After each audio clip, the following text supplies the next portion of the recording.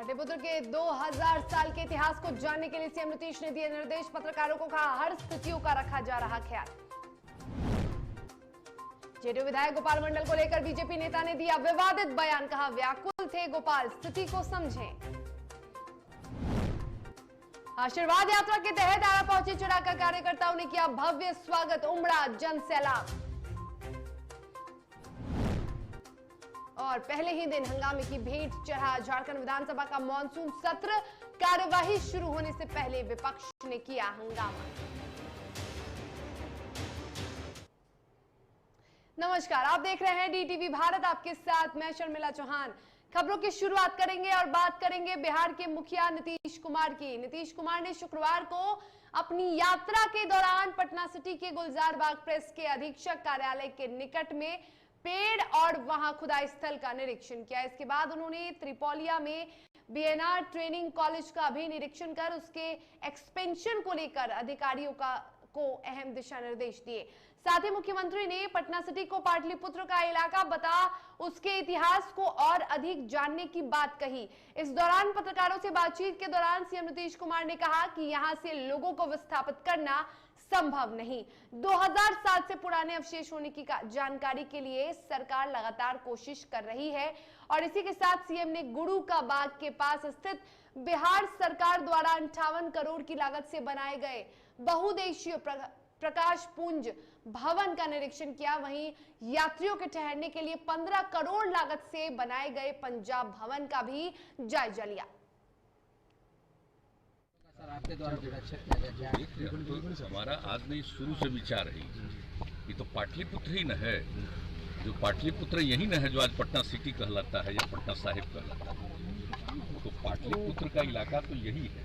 अब इसमें तो लोगों को यहाँ से विस्थापित करना संभव नहीं है। तो अगर कहीं कहीं भी कुछ जमीन, सरकारी जमीन है, तो उसको देख करके अगर वहाँ कुछ खुदाई की जाए तो बहुत सारी चीज़ों की जानकारी मिल सकती है। तो इसी के लिए हम कहे हुए हैं लोगों को। तो अभी हाल ही में इन लोगों ने 1-2 जगह इसको आइडेंटिफाई किया है और हमको कहा कि चल करके देख लीजिएगा। तो उसी को हम देखने आए। तो सरकार की क्या अगर थोड़ा क्यों मनसा भला बताइए। अगर एक बार जो पाटलिपुत्रा है, ये पाटलिपुत्र समझ रहे हैं दुनिया का सबसे पुराना है। अगर यहाँ के बारे में कुछ चीज़ निकल जाएगी तो कितने टूरिस्ट आएंगे और कितना यहाँ का जो इतिहास है वो इतिहास और ज़्यादा सार्वजनिक होगा।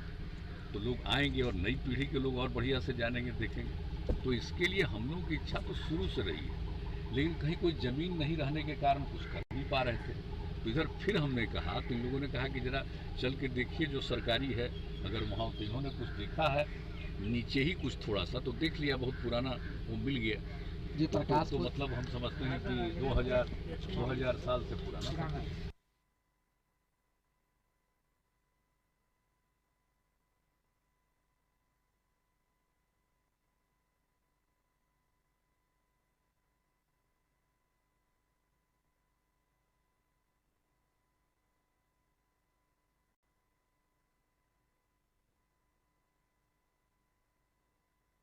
ये बड़ी पार्टी है, आपको जमीन बड़ी मिलेगा, कार्यालय परिसर जो है उन लोगों का। क्या बात करते हैं, सबको पार्टी को मिला हुआ कार्यालय। नहीं, पार्टी की बड़ी क्या बोलता हूँ जाने, बोला कि वही पूछिए। सबसे बड़ी और आज तक जो सभी पार्टियों को दिया गया, जो इंतजाम किया गया 2006 के बाद, ये नहीं मालूम है। सारी जो रिकॉग्नाइज पार्टी जो उसको कभी दिया है ये लोग, ये जमीन तो हम ही लोग न दिए हैं। जो चॉइस किया वही न मिला हुआ है। तो भला बताइए, आसमान से लाया जाएगा जमीन वहाँ? ये सब कोई बोले तो पूछ लिया। बिहार की राजनीति में हमेशा सुर्खियों में बने रहने वाले जेडीयू के गोपालपुर से विधायक गोपाल मंडल एक बार फिर सुर्खियों में हैं। लेकिन इस बार गोपाल मंडल को लेकर सियासत उनके बयानों के लिए है। यही नहीं, उनके कारनामों के लिए भी अब लोग उन्हें जानने लगे हैं। जरा ये रिपोर्ट देखिए आप भी। तामझाम के साथ तेजस चली थी, न तेजस को पता होगा न इसमें सफर करने का सपना पाले यात्रियों को कि बिहार के एक माननीय विधायक के साथ सफर का सौभाग्य उन्हें प्राप्त होगा। माननीय भी ऐसे कि न जाने कब किसी को आई लव यू बोल दें। तारकेश्वर बाबू आई लव यू। तारकेश्वर बाबू जहाँ कहीं भाई, आपसे मैं हिंदी में प्यार करता हूँ, अंग्रेजी में आई लव यू। और न जाने कब किसी को धमकी दे दें।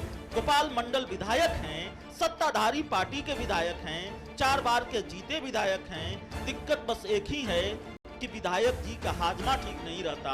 हाजमे से लाचार विधायक जी कुर्ता पैजामा खोलकर ट्रेन में टहलते हैं। बिहार की बहार में एक सत्ताधारी पार्टी के विधायक मोर बने फिर रहे हैं, तो हर्जी क्या है? विधायक जी मंत्री बनना चाहते थे। दुर्भाग्य हमारा कि सरकार में कोई मनोरंजन मंत्रालय नहीं है, वरना इससे बेहतर मनोरंजन मंत्री हमें मिलते नहीं। ड्रामा, एक्शन, कॉमेडी सब में माहिर हैं गोपाल मंडल। यकीन न हो तो विधायक जी की ये सफाई सुनिए और मुस्कुराइए। कसम है कॉमेडी की, इससे बेहतर कॉमेडी न आपने देखी होगी न सुनी होगी। ये वास्तविक में हम अंडरवियर और गंजी में थे, क्योंकि जैसे ट्रेन में चढ़े कुछ ही दूर तक निकले थे, मेरा पेट खराब था। मैं जो बोलता हूँ सत्य बोलता हूँ, झूठ में बोलता नहीं। इससे झूठ बोलने से मेरा फांसी नहीं पड़ जाएगा। अब जरा उस बीजेपी को भी सुन लीजिए, जिसके बड़े नेता और डिप्टी सीएम तारकिशोर प्रसाद को गोपाल मंडल ने पहले फालतू का डिप्टी सीएम बताया था, बाद में आई लव यू बोला। बीजेपी कार्य समिति के सदस्य क्षितिज मोहन सिंह कहते हैं, भाई पेट खराब था, विधायक जी अगर हड़बड़ा गए, गलती से मिस्टेक हो गई तो फिर इतनी खाए तौबा क्यों? जो है वो तबीयत खराब हो गया, ऑक्सीजन की जरूरत था, तो आफत में जो है कोई भी सिस्टम जो है वो अपना रहे थे, वो तकिया लेकर के जो है जैसे भी वो ऑक्सीजन हमको मिले उस प्रयास के लिए लगे हुए थे। अब उनको जो है बार बार जो है बाथरूम जाना पड़ रहा है। अब उस अवस्था में वो चले गए, तो ये कोई बहुत बड़ा जो है आफत वाली बात नहीं है। बहरहाल पूरे ड्रामे में एक्शन और कॉमेडी के बाद अब कंफ्यूजन भी है। बेशर्मी ज्यादा कहाँ है गोपाल मंडल के पास, जो ट्रेन में विधायकी का धौंस दिखाकर नंगा नाच कर रहे थे, या बीजेपी में जो विधायक जी की करतूतों को कुतर्क से ढक रही है।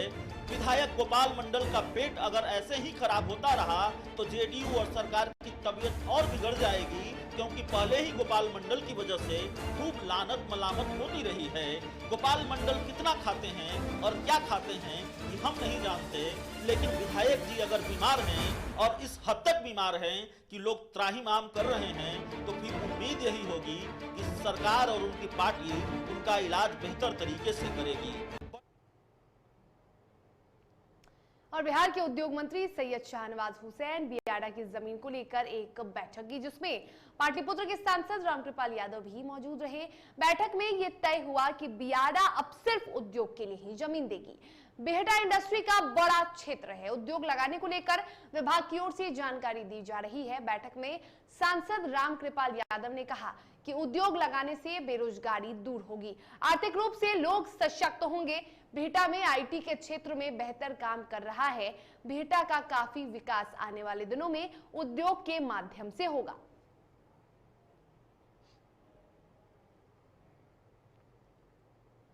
और चिराग पासवान की आशीर्वाद यात्रा अब अपने 9वें चरण में पहुंच गई है। शुक्रवार को चिराग पासवान भोजपुर पहुंचे और इस दौरान शुक्रवार को चिराग पासवान के कोइलवर पहुंचने से पहले ही सैकड़ों कार्यकर्ता चिराग पासवान के इंतजार में कोइलवर के कपिल देव चौक पर खड़े हो गए। जैसे ही चिराग पासवान पहुंचे, वैसे ही कार्यकर्ताओं में जोश और भी ज्यादा देखने को मिला। हर ओर कार्यकर्ता चिराग पासवान की एक झलक पाने को बेताब दिखे। इस दौरान कार्यकर्ताओं की काफी भीड़ देखने को मिली।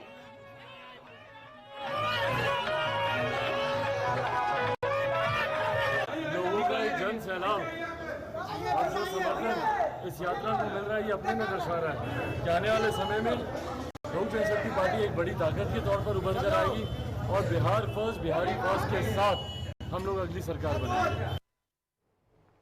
और अपने बिहार दौरे पर निकले जेडीयू के संसदीय बोर्ड के अध्यक्ष उपेंद्र कुशवाहा बिहार के गोपालगंज पहुंचे, जहां वो अपने निर्धारित समय के अनुरूप जिले के 6 विधानसभा इलाकों का दौरा किया। वहीं कार्यक्रम के दौरान बिहार सरकार के मद्य निषेध और उत्पाद निबंधन मंत्री सुनील कुमार भी उपेंद्र कुशवाहा के साथ कार्यक्रम में शिरकत करते नजर आए। जहां गोपालगंज जिले के भोड़े प्रखंड के लामीचौर पंचायत स्थित बंधु छापर गांव पहुंचे, जहां कोरोना से जान गंवा चुके लालजी पाल और मोतीपुर गांव निवासी सुभाष भगत के परिजनों से उनकी मुलाकात हुई और इस दौरान पार्टी की तरफ से प्रदेश उपाध्यक्ष मंजीत सिंह, सांसद आलोक कुमार सुमन, कुचायकोट के विधायक अमरेंद्र पांडे, पूर्व विधायक राम सेवक सिंह कुशवाहा भी कार्यक्रम में मौजूद रहे।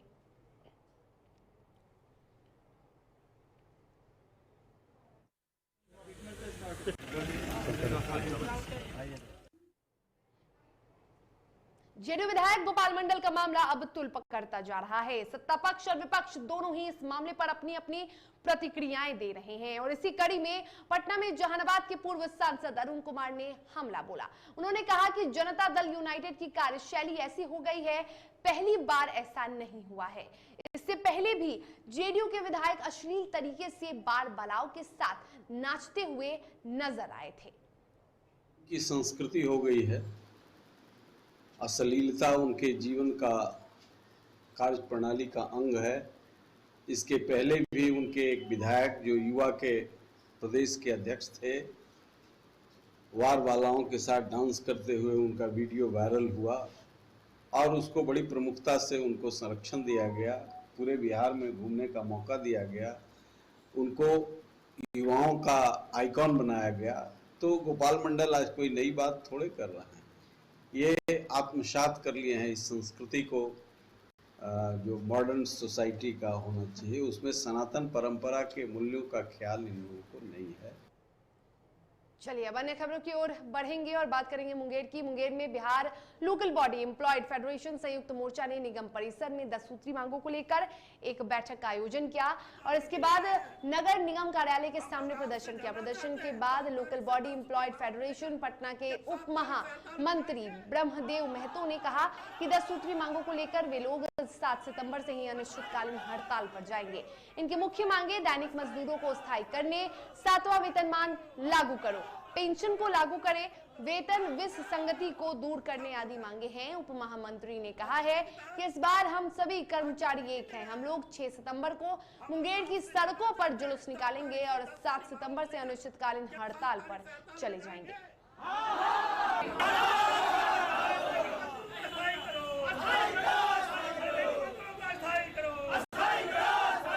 Bihar local body employed federation संयुक्त मोर्चा के तहत पूरे बिहार में 7 तारीख से अनिश्चित हड़ताल है और अनिश्चित हड़ताल को सफल बनाने के लिए हम लोग ये मीटिंग रखे। 10 सूत्री मांग लेकर हड़ताल है। 10 सूत्री मांग में प्रथम मांग है दैनिक मजदूर को स्थायीकरण करो और सोर्सिंग प्रथा बंद कर उनको लेबर को नियम के अंतर्गत रखा जाए, 7वां वेतनमान लागू करो, पेंशन लागू करो और आपका वेतन विसंगति दूर करो। ये सारी 10 सूत्री मांग है। इस मांग लेकर हम लोग पूरे बिहार में 7 तारीख से अनिश्चितकालीन हड़ताल पर जाएंगे। यह जो आश्वासन है, प्रशासन चाहता है कि नियम में कर्मचारी और पूरे राज्य में टूट पड़े। वह टूट कर जो हम लोग में खामियां थी वह टोटल यूनियन एक हो गए हैं, टोटल कर्मचारी हम लोग एक हो गए हैं और सोर्सिंग एक है, दैनिक एक है, अस्थायी कर्मी एक है, कार्यालय एक है, जलकल एक है।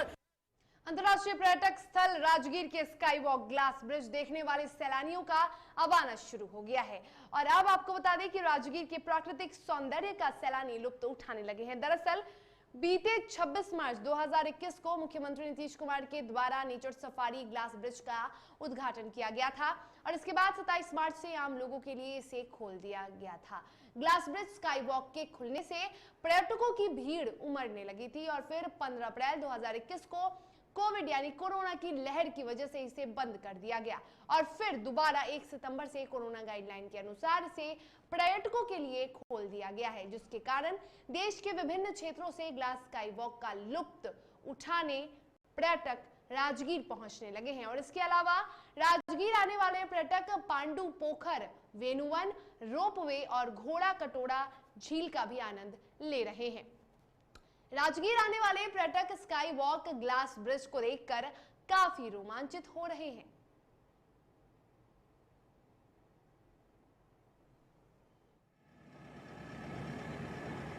पुनः इसे 1 सितंबर 2021 को मंगलवार को चालू कर दिया गया है और नेचर सफारी में बहुत सारी चीज़ है, सभी लोग के लिए, बच्चे लोग के लिए, सभी लोग के लिए यहाँ पे एंजॉय करने का बहुत अच्छा जगह है। सभी लोग नेचर सफारी, नेचर का ये दृश्य है, अंदर बहुत सारा अच्छा चीज़ है।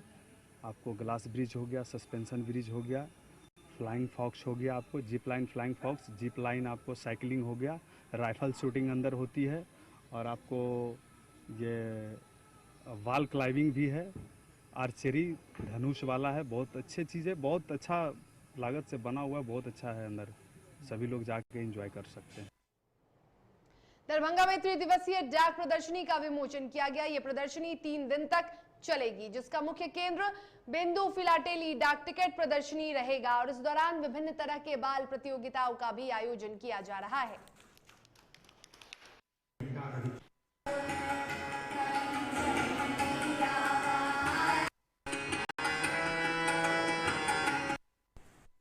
दरभंगा के डाक विभाग ने किया वो अद्भुत कार्यक्रम था, बहुत सुंदर कार्यक्रम था, क्योंकि ये जो दायित्व सोशल लाइबिलिटी है या सोशल दायित्व है, सामाजिक ताना बाना है, उसको बनाने का कार्यक्रम आज ही किया गया। डाक टिकट सामान्य टिकट नहीं होते हैं, वो एक सांस्कृतिक विरासत होते हैं, कल्चरल हिस्ट्री होते हैं, वो ऐतिहासिक धरोहर होते हैं, उसकी प्रदर्शनी लगाई गई जिससे लोग ज्ञान ले सकें कि जो उनकी कल्चरल धरोहर है वो कैसी है, उनको देख करके आनंद उठा सकें उसके बारे में।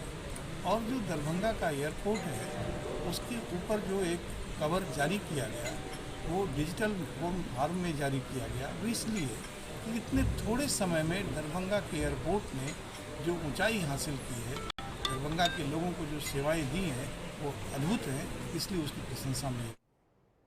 बघा के मधुबनी प्रखंड में मुख्यमंत्री ग्राम सड़क निर्माण योजना में घोर अनियमितता का आरोप लगाकर ग्रामीणों ने विरोध प्रदर्शन किया। संवेदक के द्वारा मानक के विपरीत काम कराया जा रहा है, जबकि जेई द्वारा काम बंद करा दिया गया है और इसके बाद भी संवेदक के द्वारा घटिया निर्माण कार्य धड़ल्ले से शुरू है, जिसको लेकर ग्रामीणों में काफी रोष है और लोगों ने विरोध प्रदर्शन करते हुए कहा कि जब तक सड़क सही ढंग और मानक के अनुरूप काम नहीं होता है तब तक तो हम लोग निर्माण कार्य नहीं होने देंगे। इससे सम्मिलित जो भी पदाधिकारी हैं यहाँ उनकी गैर मौजूदगी में ये काम हो रहा है, उनकी अनुपस्थिति में ये काम हो रहा है और ये काम अधिकांशतः रात को किया जा रहा है और ये समय से काम ना होकर के बल्कि ये बरसात के मौसम में काम हो रहा है। सर, अभी इसको लेकर के जो समस्या है इसको लेकर के आप क्या कहना चाहेंगे, क्या संदेश देना चाहेंगे पदाधिकारियों को? मेरा सबसे बड़ा वो है कि यहाँ अनुमंडल पदाधिकारी और इससे उनसे वरीय पदाधिकारियों से मेरा नम्र निवेदन है कि इस काम को तत्काल प्रभाव से रोका जाए और इसकी गुणवत्ता जांच करके और पुनः इस कार्य को किया जाए। कटिहार के फलका थाना क्षेत्र के सकरेला गांव में अब तक बाढ़ का पानी जमा है, जिस कारण लोगों को काफी परेशानियों का सामना करना पड़ रहा है। लोगों को शिकायत है कि 15 से 20 दिन बीत जाने के बाद राहत के नाम पर अब तक कुछ नहीं मिला। इसी को लेकर लोगों ने अपने दर्द को बयां किया। और ये पानी आया हुआ है, क्या दिन हुआ है पानी? 15-20 दिन हो गया। 15-20 दिन। कोई प्रशासन वगैरह भी आया देखने के लिए? कोई ना आया। सूचना दिए थे? कहाँ सूचना, कोई आई भी नहीं किया, किसको सूचना देंगे? आपका नाम? घर कहाँ हुआ? सकरेला। थाना? फलका। जिला? कटिहार। बिहार एसटीएफ को बड़ी सफलता हाथ लगी है। दर्जनों के मामले में फरार चल रहे नक्सली जमील कोड़ा को गिरफ्तार किया गया है। गुप्त सूचना के आधार पर उसी के गांव से एसटीएफ की टीम ने गिरफ्तार किया है। दरअसल एसटीएफ को सूचना मिली थी कि जमील कोड़ा लड़ैया टाड़ थाना क्षेत्र के अपने गांव सराधी आया हुआ है। सूचना के बाद एएसपी ऑपरेशन और एसटीएफ टीम ने छापेमारी कर जमील कोड़ा को गिरफ्तार किया। इस बात की जानकारी देते हुए एएसपी ऑपरेशन राजकुमार राज ने बताया कि गिरफ्तार नक्सली जमील कोड़ा के ऊपर बरियारपुर और लखीसराय के कजरा थाने में लेवी वसूलने सहित दर्जनों मामले दर्ज है। नक्सली जमील कोड़ा पेशर स्वर्गीय कारेलाल कोड़ा ग्राम सराधी थाना लड़ैया टाड़ को आज गिरफ्तार किया है। गिरफ्तार नक्सली बरियारपुर थाना कांड संख्या 9221 और कजरा थाना कांड संख्या 7921 में वांछित था और जैसा कि आपको बताना चाहता हूं कि पूछताछ के दौरान इसने एक खुलासा किया कि 1 जनवरी 2008 को ऋषिकुंड में नक्सली घटना हुई थी जिसमें हमारे 4 सैप के जवान शहीद हुए थे। उस नक्सली घटना में ये शामिल था और इसके बारे में किसी को पता नहीं था, लेकिन आज पूछताछ के दौरान इसने कन्फेशन किया है और इसके साथ ही इसके बड़े ही मधुर संबंध सुरेश कोड़ा, नारायण कोड़ा और परवेश दा के साथ थे। ये उसके लिए लेवी वसूलता था, राशन पहुंचाता था, नए कैडर की भर्ती करता था और इसके साथ ही ये जो है सो हमेशा पुलिस मूवमेंट की खबर दिया करता था। तो ये हमारे एसटीएफ की एक अच्छी सफलता है। आने वाले दिनों में पंचायत चुनाव को देखते हुए लगातार छापामारी अभियान जारी रहेगा और हम इसी तरह से नक्सली को नकेल कसेंगे। दरभंगा में विश्वविद्यालय थाने की पुलिस ने फर्जी पुलिसकर्मी को गिरफ्तार किया है जो शराब के नशे में लोगों पर धौंस जमा रहा था। उसने बाइक पर पुलिस का नेम प्लेट भी लगाया हुआ था। आरोपी की पहचान संजय यादव के रूप में की गई है। पुलिस ने बाइक की डिक्की से शराब बरामद किया है। फिलहाल पुलिस आरोपी को हिरासत में लेकर पूछताछ कर रही है। वहीं पीड़ित शंभुनाथ झा ने लिखित आवेदन देकर उचित कानूनी कार्रवाई की मांग की है।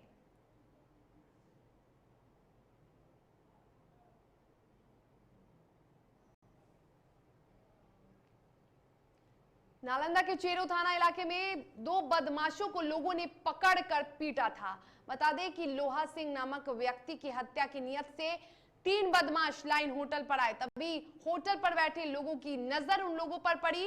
ग्रामीणों ने खदेड़ कर 2 बदमाशों को पकड़ लिया, जबकि तीसरा फायरिंग करते हुए मौके से फरार हो गया। अपराधियों से एक लोडेड देसी कट्टा कारतूस बरामद किया गया है। घटना का पूरा वीडियो ग्रामीणों ने सोशल मीडिया पर वायरल कर दिया है। सदर डीएसपी डॉक्टर शिबली नोमानी ने बताया कि पिलर में बांधकर पिटाई मामले में अभी एफआईआर दर्ज की जा रही है।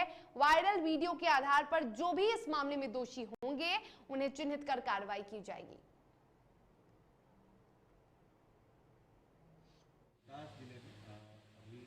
पंचायत चुनाव को देखते हुए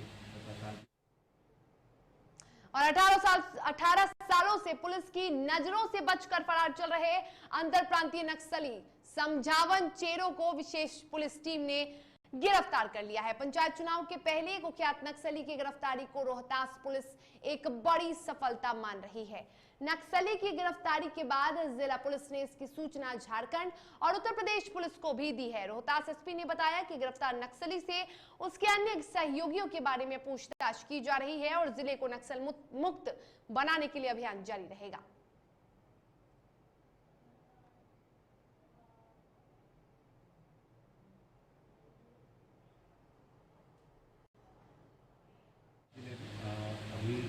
पंचायत चुनाव को देखते हुए तथा शांति व्यवस्था को बनाए रखने के लिए लगातार जो अपराधी हैं और जो नक्सली हैं उनके विरुद्ध कार्रवाई की जा रही है।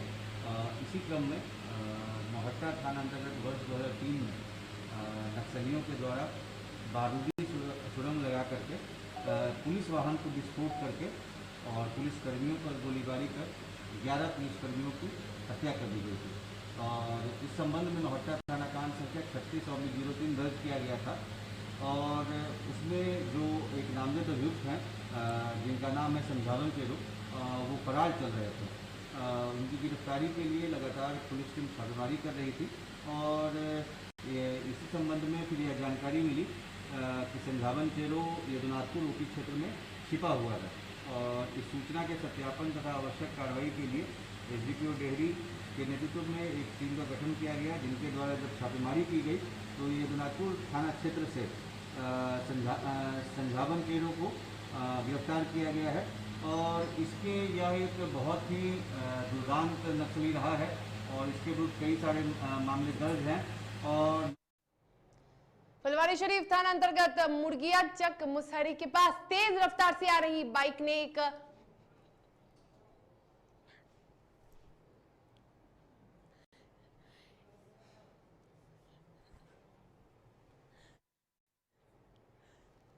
तो बता दें आपको कि तेज रफ्तार वाहन ने एक बच्ची को रौंद दिया। गुस्साए लोगों ने घटना के बाद सड़क जाम किया, मुआवजे की मांग कर रहे हैं और आरोपियों की जल्द गिरफ्तारी की भी परिजनों ने मांग की है। मामला फुलवारी शरीफ का है जहां तेज रफ्तार वाहन ने बच्ची को रौंद दिया।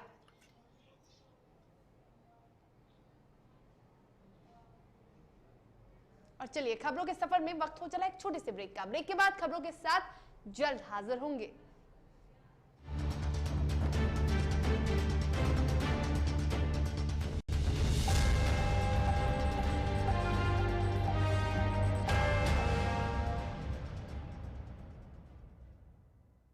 Elite institute. अगर आपके अंदर चाह है तो एलीट आपकी राह है। आईआईटी हो या मेडिकल, आप चाहते हैं अपने आप को उत्कृष्ट दिखाना, आप चाहते हैं खुद को एक आईआईटीएन के रूप में दिखना या मेडिकल के क्षेत्र में आगे बढ़ना, तो एलीट आपके लिए एक बहुत बड़ी ताकत के साथ आपके सामने है। आइए, खुलिए, बढ़िए, पहुंचिए। Elite institute. घर चाहिए, मकान चाहिए कि चाहिए दुकान, या फिर चाहिए जमीन जायदाद, वो भी बिना ब्रोकर, बिना कमीशन के, 100% लीगल। अधिक जानकारी के लिए देखिए हमारा खास कार्यक्रम बिल्डिंग बाजार।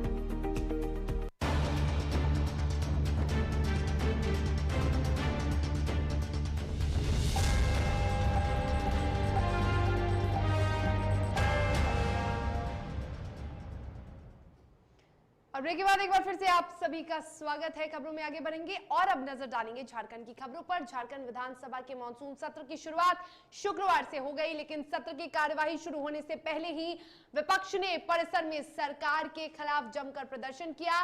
प्रदेश में रोजगार के मुद्दे को लेकर विपक्षी एमएलए धरने पर बैठ गए, जिसके बाद कार्यवाही को स्थगित करते हुए सोमवार तक झारखंड विधानसभा की कार्यवाही को स्थगित कर दिया गया।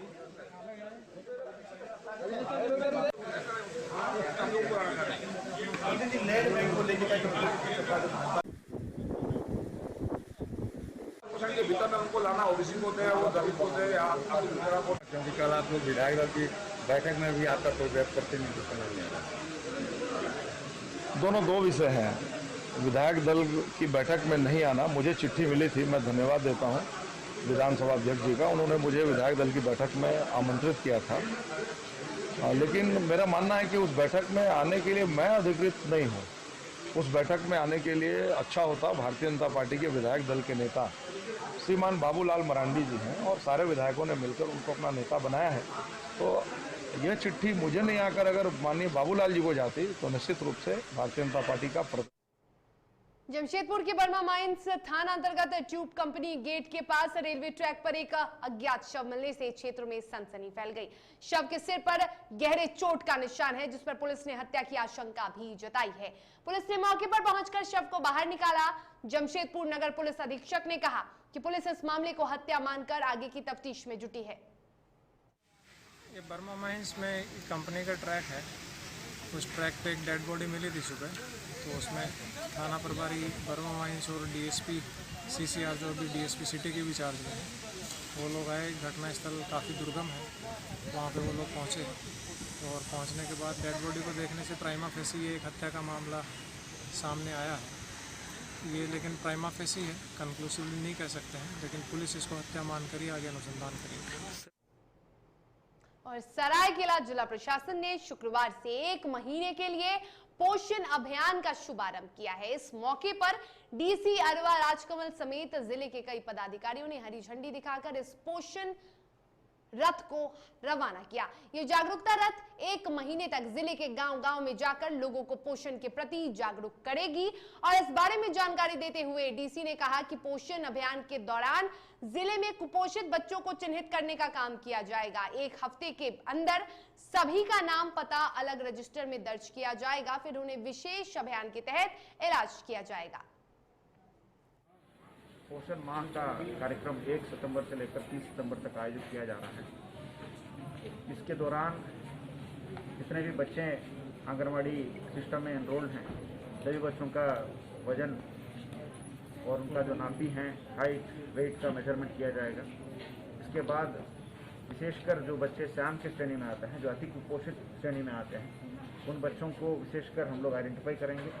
और इस जिला के लिए कुछ यूनिक प्रयास भी हम लोग किया जा रहा है। पिछले माह से ही हम लोग अति कुपोषित बच्चों का आइडेंटिफिकेशन का कार्यक्रम शुरू किए हैं। अति में ही रखकर उनको इलाज कराना हम लोगों का के कारण बेड की ऑक्यूपेंसी अगर आप देखेंगे तो बच्चों की संख्या हजारों में अति कुपोषित बच्चे हैं, लेकिन हम लोगों का चतरा में चिटफंड कंपनी और माइक्रो फाइनेंस कंपनियां गरीबों को मदद करने का ढोंग रचकर आर्थिक दोहन करने में लगी हुई है। ऐसा ही एक कंपनी रायपुर थाना क्षेत्र के राजपुर बाजार में पिछले 2 सालों से कैश फॉर माइक्रो क्रेडिट के नाम पर संचालित है। और इस संस्था के द्वारा जिला प्रशासन को दिए हुए पत्र में लिखा गया है कि ये बताया गया है कि ये संस्था गरीबों के हित में काम कर रही है और बगैर किसी मुनाफे का लोग वितरण करने का काम कर रहे हैं। लेकिन इस संस्था के कथनी और करनी में आसमान जमीन का फर्क है। ये संस्था अपने मूल उद्देश्य से भटककर जन सेवा के आड़ में गरीबों का खून चूस रही है। समूह के माध्यम से हम लोग उनको छोटे छोटे ऋण प्रदान करते हैं बिजनेस के पर्पज से। वो छोटे छोटे व्यवसाय कर सकें, अपने जीवन स्तर को ऊंचा उठा सकें। उसके एवज में कितना % उन्हें ब्याज दर देना पड़ता है?